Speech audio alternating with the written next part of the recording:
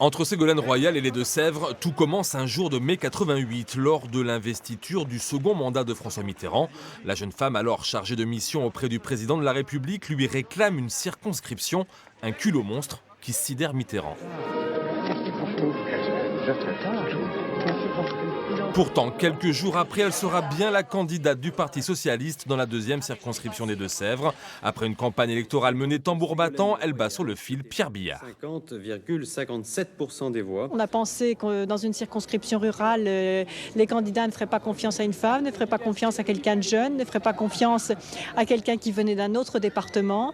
Eh bien, les électeurs ont montré leur maturité politique et malgré tout, ils m'ont fait confiance et c'est une formidable victoire. 30 ans après, les habitants de Mel se souviennent avec bienveillance de cette nouvelle députée parachutée de Paris. Elle est arrivée dans un secteur ici, dans le sud des Deux-Sèvres, c'est quand même un terrain socialiste. Donc elle est arrivée en terrain un peu conquis, quoi.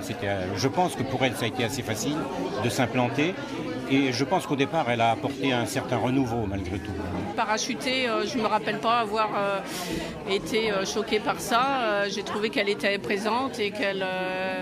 voilà, j'ai pas de souvenir précis, mais je trouve qu'elle a fait des choses dans le Mellois qui ne sont pas négatives, quoi. De la députée Ségolène Royal, on se souvient de la venue dans les Deux-Sèvres de François Mitterrand en 89, mais aussi de la promotion incroyable du chabichou jusqu'à revêtir les habits traditionnels poitevins.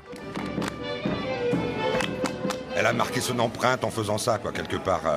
On s'en souvient parce que régulièrement ça repasse à la télé. Donc à la limite, on va dire bingo pour elle, quoi.